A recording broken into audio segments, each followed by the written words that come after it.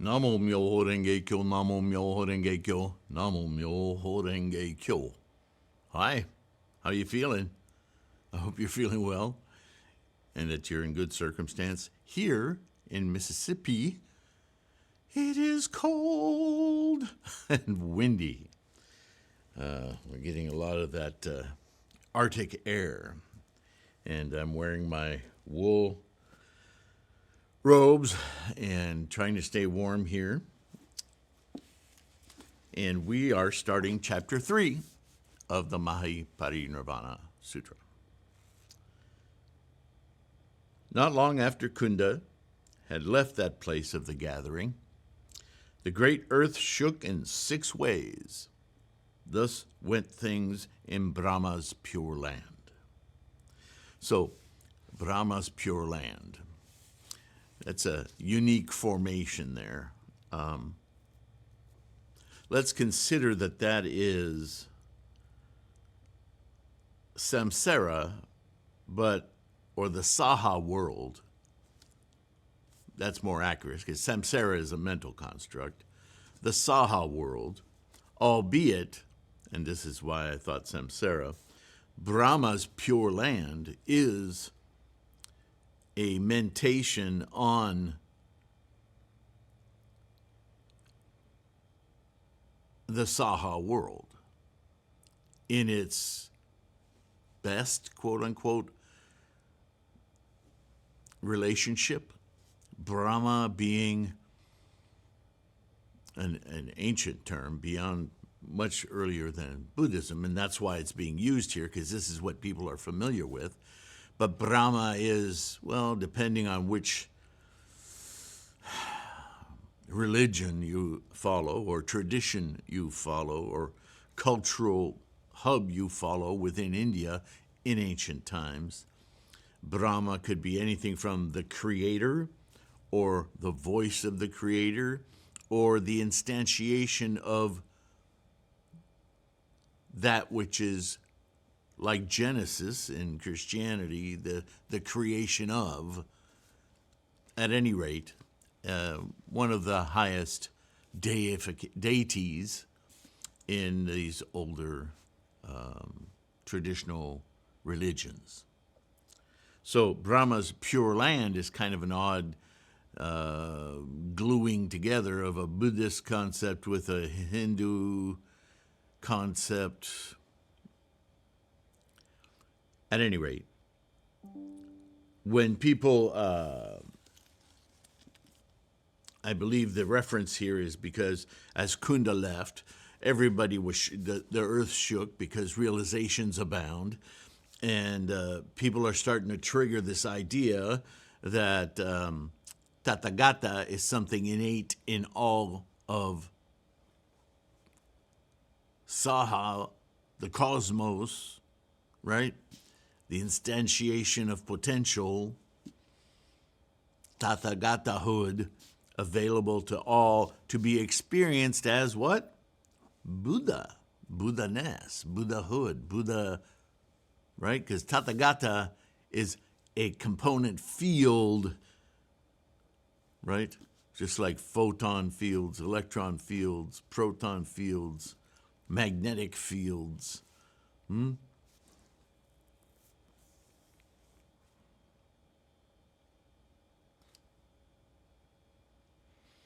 So in the Saha world, Brahma's pure land, of shaking there are 2 kinds.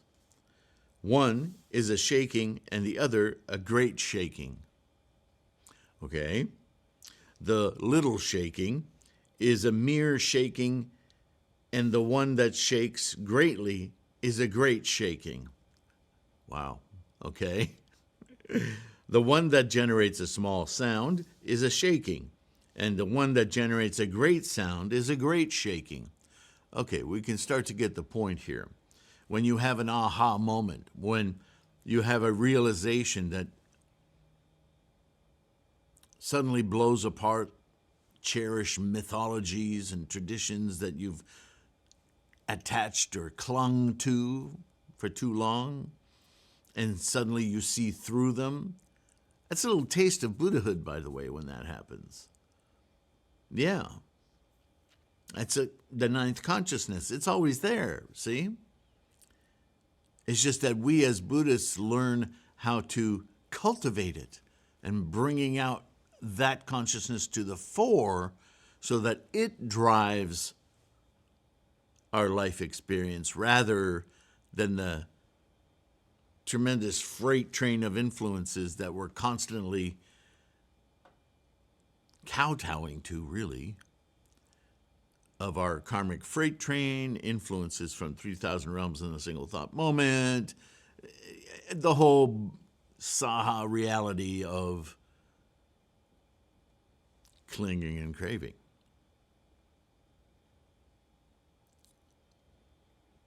The shaking here, only the earth shakes, is a shaking. And that where the mountains, forests, rivers, seas, and everything else shakes is a great shaking. So this is a way to discern when reading the sutra one from another without them being so labeled, yeah? I see a correction.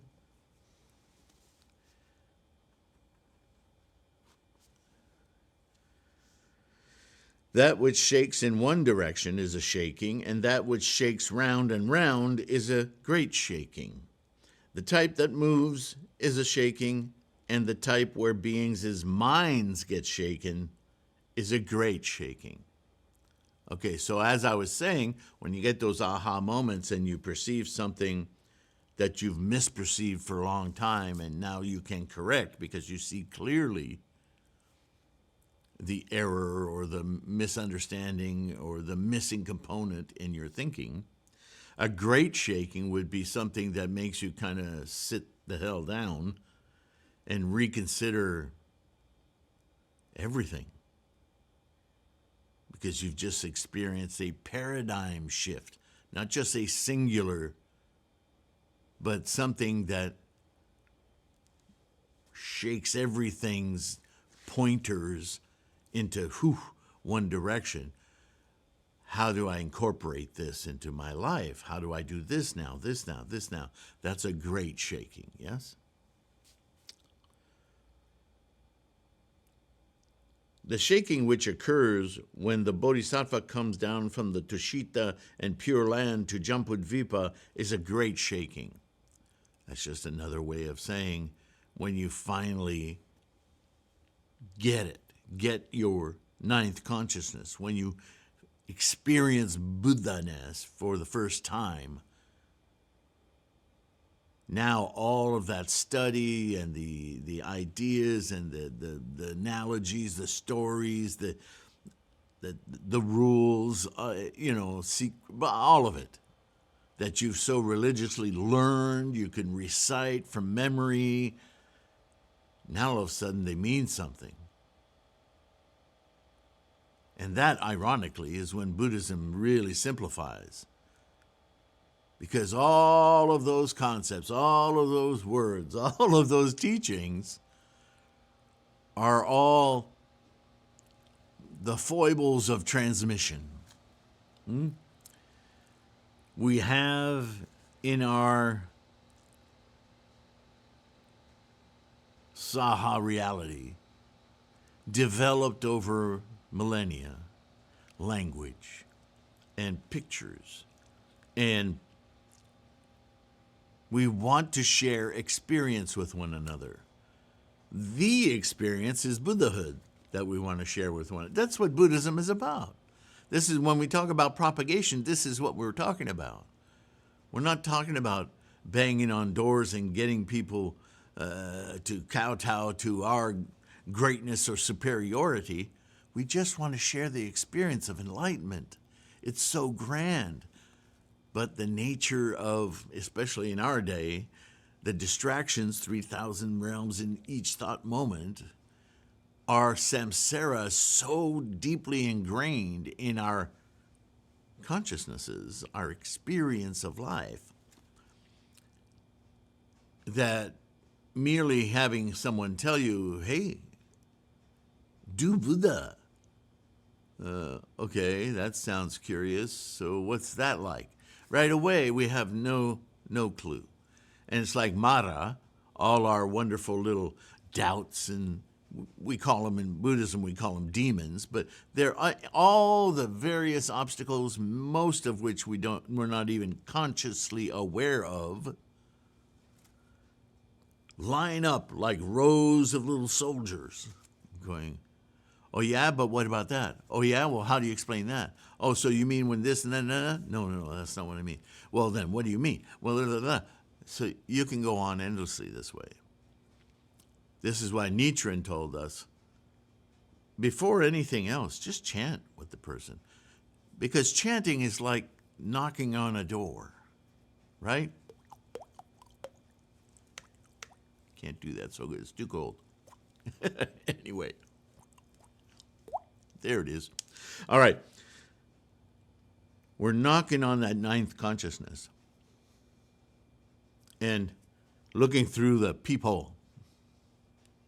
And if we can get somebody to keep looking through that peephole, the opening of the eye, the Gohanzan mind, portal, they might just get an inkling. Right? We want to do as Shakyamuni did. Thrust that light out from our mouths, our top knot, our third eye, whatever you want to call it. Yeah? Not literally. We want them to open that door. And even if they don't know that that's ajar, then our words, our efforts at language won't be heard word by word to be challenged and argued about, but the concepts will come through them. Like the Peanuts gang, you know, when mom talks, right, because the words aren't important. What's the intent?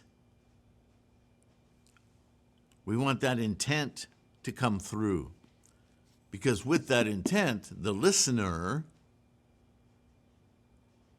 will sense something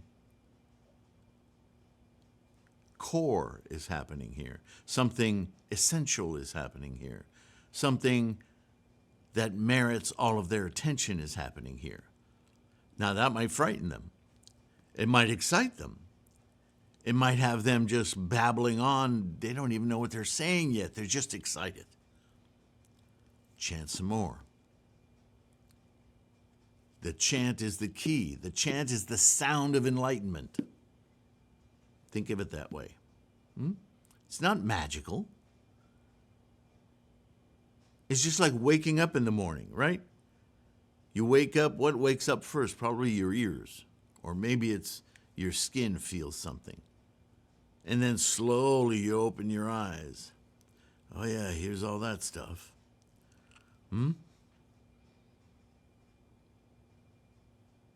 But if it's cold, all that stuff will have a different tinge to it.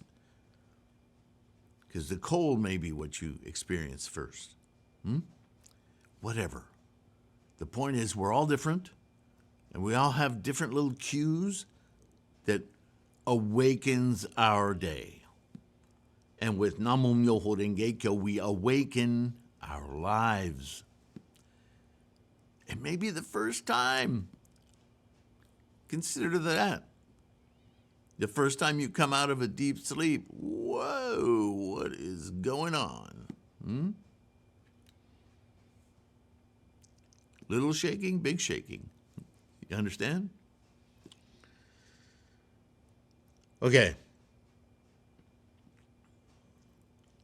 The shakings when the Bodhisattva takes birth on this earth, when he leaves home, attains unsurpassed enlightenment, turns the wheel of the Dharma, and enters parinirvana, are all great shakings, major events in the engine of life, the cycle of birth and death. Yes?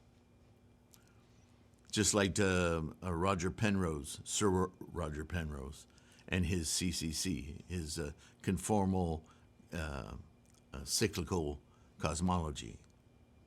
Right? There's this cyclical birth and death of the universe. It's ingrained in everything, right?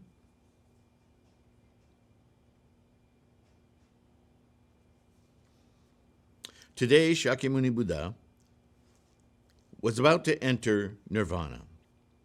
That is why the earth shook. Then all the Pure Lands, Nagas, Gandharvas, Ashuras, Garudas, Kimnaras, Mahoragas, humans and non-humans heard this, and their hair stood on end, and in one voice they cried out and wailed. Remember the title of this chapter, On Grief. A reminder now, I put in here in parentheses, a reminder from the Vimalakirti Sutra that the Pure Land, which we were just talking about, is no other land than the land or realm of our experience, shifted from samsara to enlightened Buddha experience, right? In this regard, we may be also reminded that in moments when our perception is deeply challenged, we tend to feel in physical ways the confrontation and the shift in perception required to adjust our experience of life. This sometimes is the act of vomiting at truly upsetting news, right? Or raging or crying uncontrollably at institutional injustice, etc. These are earthquakes of the body, yes? So that's a little note there to remind you of how intimate earthquakes are in our parlance here. So back to, in one voice they cried out and wailed. They said in a gatha, O trainer of men, we now bow and beseech you. We are parting from the rishi of men. We have no hope of being emancipated. Why? I don't understand. What are they not understanding here? He just splayed it out for Cunda, right?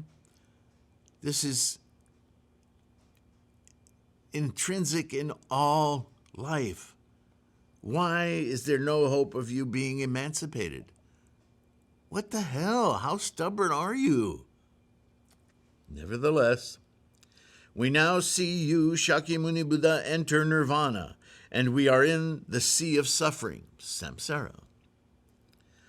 We are sad and worried, like a calf parting from its mother cow. Poverty-stricken, and with none to save us are we. Oh, poor things. Whining. We are like one stricken with illness, having no doctor. Okay, not truly. You were just given the answer by the source itself, even that as you see it. Buddha right there in your face telling you, you do it. This is available to all. I spent 8 years teaching the Lotus Sutra to get you people to get it, and now here you are going, oh, you're leaving us, we have no chance. How frustrating.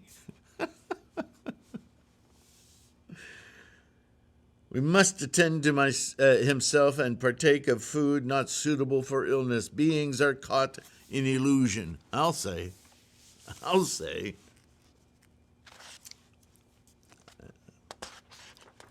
If I remember correctly, I had something to say about this quote, this gatha. Not that I'm not saying anything right now. They are always hindered by views of life. They are parted from the healing Dharma King. This is they continuing their gatha here, right? And they take drugs that are poisonous. Now it's a they. I thought it was we. Now it's a they. Because of this, the world-honored one abandons us because we've been bad. It seems like humans are so bound and determined to stay little bit children, little babies, right? And everything is happening to them. This is something I've repeated many times, and you can hear it in the attitude of these people who've been around with Shakyamuni in their lives for years and years, and still, when all of this is happening to us, We won't get Buddhahood because nobody's going to give it to us. No, fool, you've been taught for years that it's just up to you. Just wake the hell up. The Buddhahood is yours. Use it. Wake it up. But no. Oh, you're leaving. We'll never be able to. This is as when, what is it I always said? Life, all of life, your life. It's not happening to you. It's happening for you. Take a breath. Just consider that. Seriously. I have actually sat in front of my Butsudan and chanted for hours about that very thing.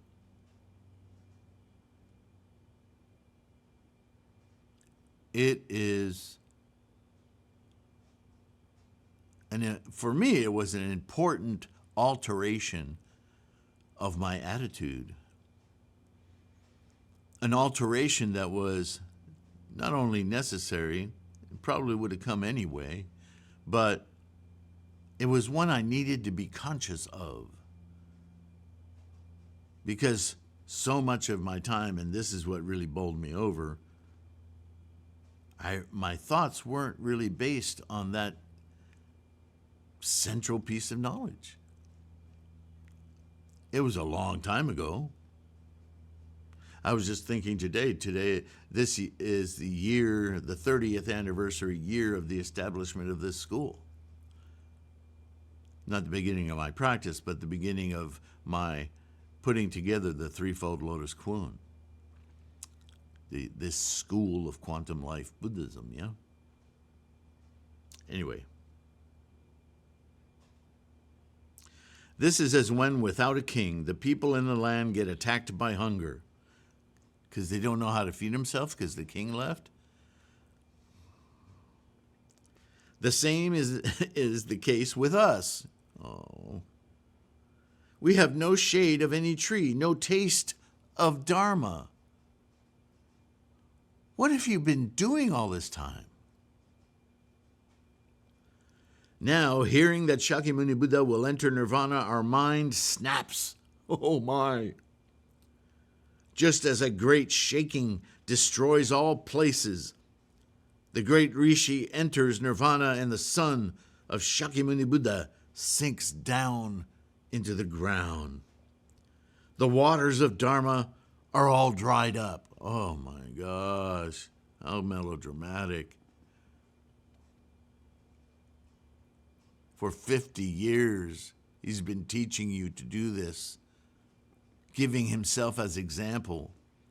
And really, you have the temerity to complain that he's leaving. It's his fault. It's his fault you won't be enlightened. You poor thing. Buddha, what a jerk. Can you believe this? It is certain that we will die. Yeah. That's the nature of the engine of life. You arise, you endure and decay, and then disappear. Everything does that. Everything does that. Everything does that.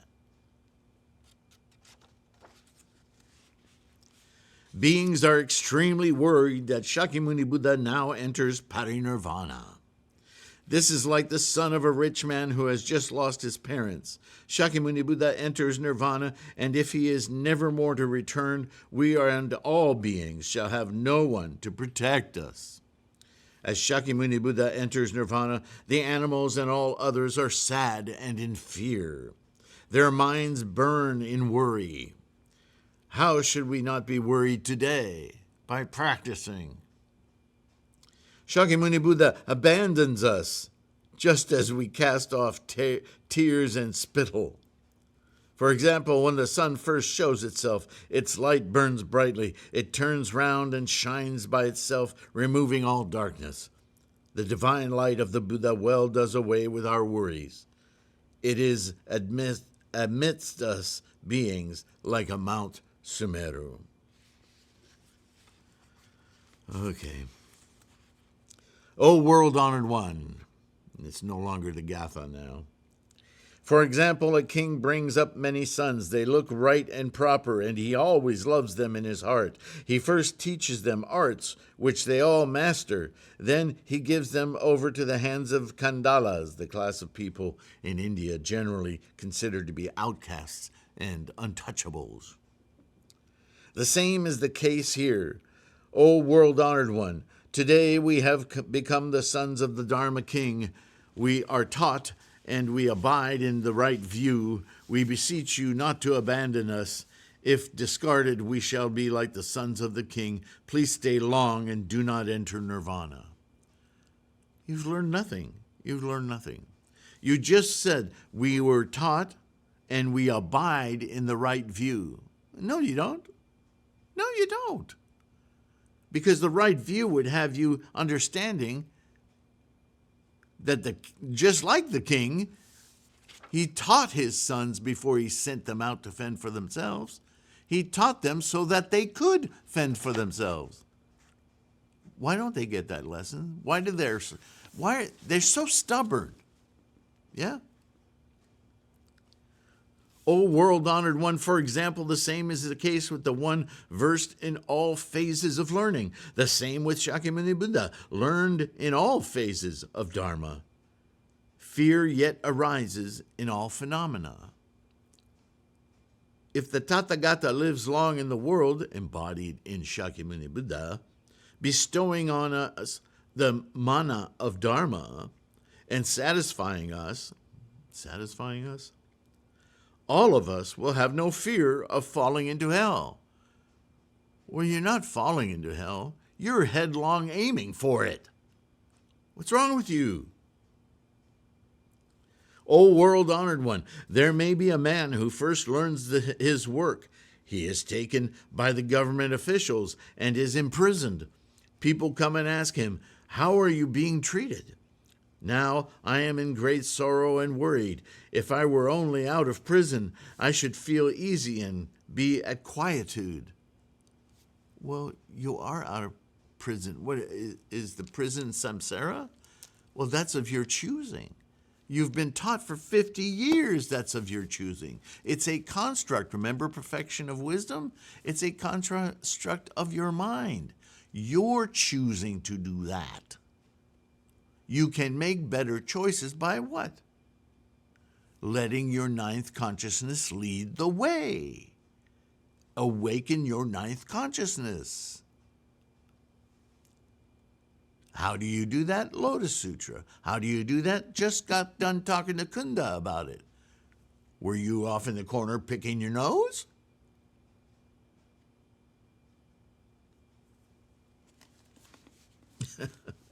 Sorry. I know this is 3,000 years ago, but I have so little tolerance for this. It makes no sense to me. But here we are.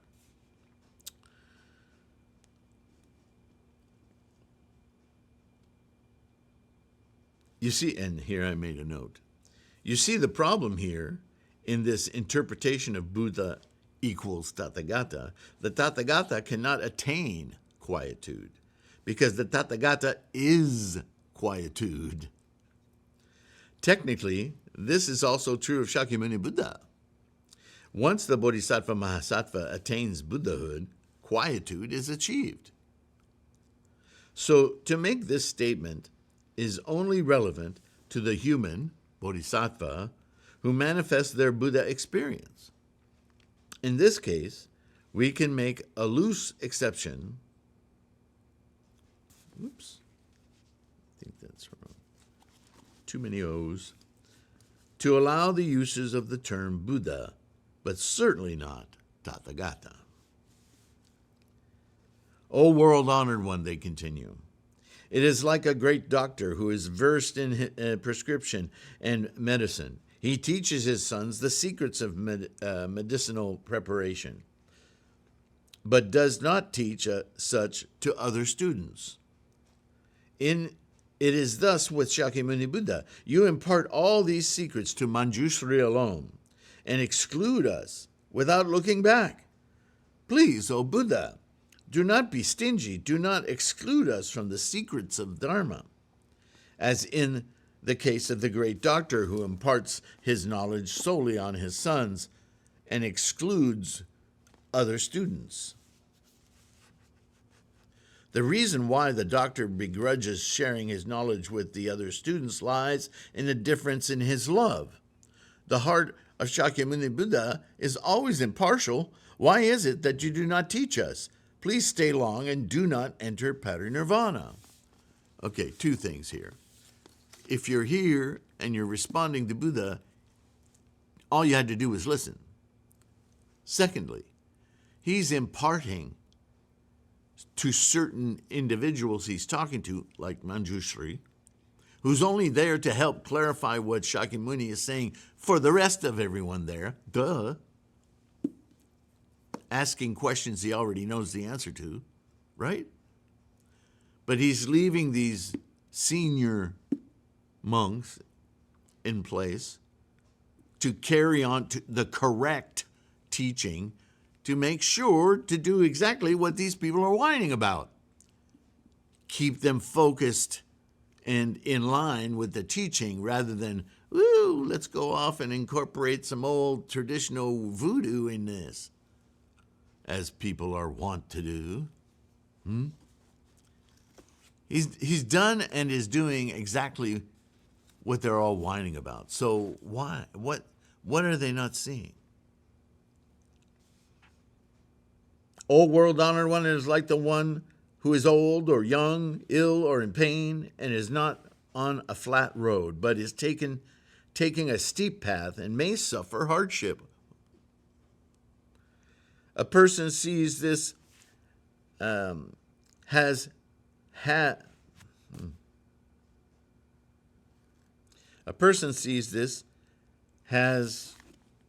compassion for, and points the way that is flat and good. Oh, these typos are getting tiring. Let me know. Should I fix all this stuff before I start talking about it with you like this? Does this annoy you? Or is this a good way to dive in? And it's helping me. I have to do this anyway to make sure that the final version of the book is as clear of little stupid mistakes all over the place that are annoying when you're trying to study something. I thought I'd do it with you. Let me know in the comments if it annoys you too. Maybe I'll just stop doing this until I get the book right, and then we'll go through it. Would you prefer that? I just can't wait. This stuff is so fascinating to me. I can't wait to talk to you about it. But you tell me in the comments. I'll respect your opinion. The same with us. Old world honored one. Young alludes to one not yet high in the stature of the Dharma body. Old alludes to one greatly burdened with illusion. Interesting. I would think the other way around, but illness and pain refers to one who has not yet done away with the cycle of birth and death. Steep path alludes to the 3,000 realms of existence, the types of existence into which we can transmigrate. O Buddha, show us the sweet, right path. Please stay long and do not enter nirvana. Again, what do you think he's been doing for 50 years? So I have a comment here, and then we'll close on that. So like in so many large numbers of people, there are those who are more advanced. Yeah, we have to make concessions for that. And those who struggle to keep up, as well as the general middle that are hard at work and move at a set pace. Preferential treatment is often a fabrication of those in the middle and those who struggle, as an expression of their frustration with the lack of access to the scholarship of those who excel, right? It's a general whining. Little attention is paid to the equal availability of the knowledge and or acceptance of one's own capacity. But blame and whining comes easily. We can also see in Cunda's lament that he does not take on the intended aspiration for the Tathagata's return, or at least that it does not depart. As to whether he internalizes this mission for himself to awaken remains to be seen. Has it taken hold? Sometimes it seemed like it. Then he'd open his mouth and we go,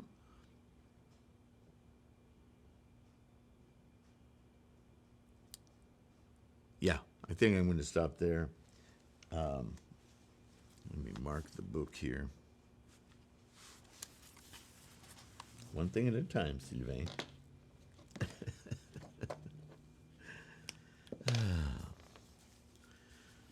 So this interesting read. Now, I'm being colorful with it, I admit.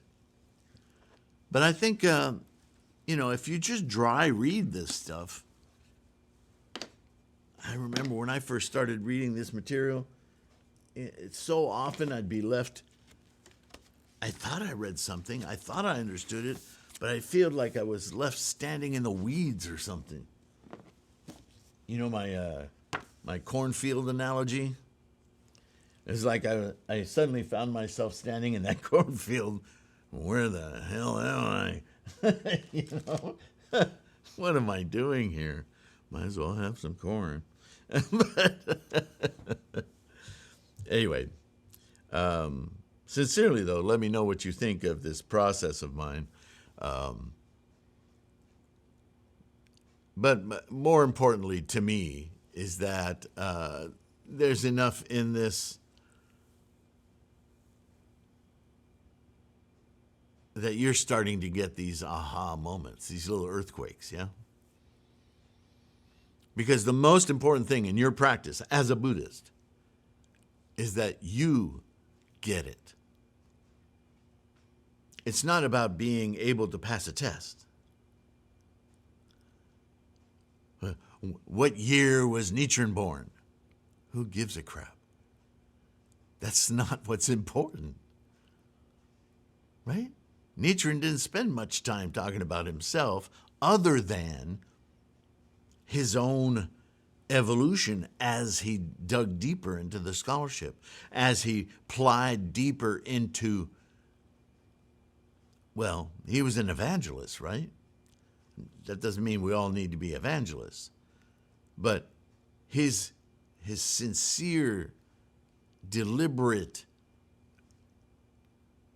strong conviction in the state Japan was in, and you may not agree with me here, but if Japan were, along with some surrounding territory in China, Korea, that area, were the whole world, Jambudvipa, if you will, just as India and its surrounding areas were Jambudvipa 3,000 years ago. I mean, mentally considered, right? Not the actual planet. I'd say I could make an argument to the whole globe today is, it's unfathomable to me that there's over 120 wars going on right now. It's sometimes unfathomable to me that there are that many countries. There are more than that. But that pretty much means that the vast majority of the countries are all at frickin' war. And you can say it's about oil. You could say it's about empire. And I'm not saying those things are wrong, but what I want to say is they're all about religion. Religion, because religion is about fear and might is right. It's based on violence. It's based on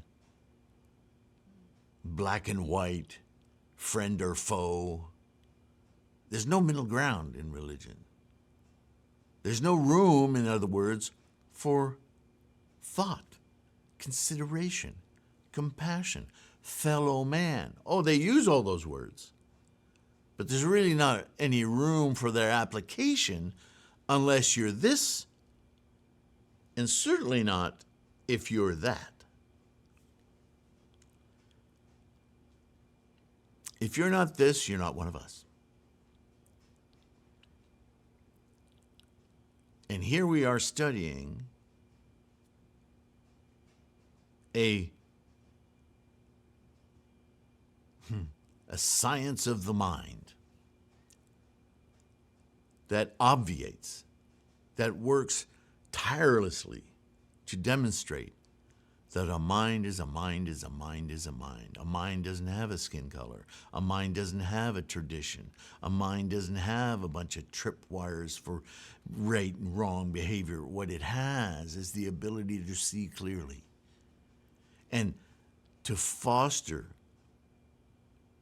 its existence in order that it be completely free to experience the existence, should be the only paradigm that moves us in this Saha realm. You can call it humanity, but even that is called short of the goal in Buddhism, right? It's nin. It's an area of quiet contentment. Everything is boring. That's not enlightenment. Sorry, it's not. Because everything is constantly dynamic, moving, changing, moment to moment to moment to moment to moment. And if you're not in that flow of the engine of life, then you're not living. You're doing something else. You're clinging or you're craving.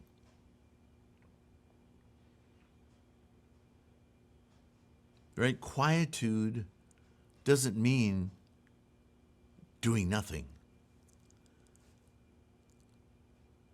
Quietude means a sense of security, knowing, love, real love, connection with this engine of life through all phenomena. Ours, yours, mine, our cosmos, our planet Earth, our air, our skin, our life. You should no more want to kill another sentient mind than you would want to kill your one and only child. To want to do that, talk about Mara. What's driving you? What do you hope to gain, accomplish, experience? Right? Buddhism is not a religion. Buddhism isn't even a philosophy. It's a science of the minutia of the mind of sentient beings. Thank you. Thank you for doing this. Thank you for your practice. Thank you for participating. Links, opportunities to support are in the description. To those of you, again, who support consistently through Patreon or PayPal, Namo Myoho Renge Kyo, you are bodhisattvas, and this couldn't happen without you. Those who buy books or mandalas, you are doing the same. If you can't do that, like and subscribe.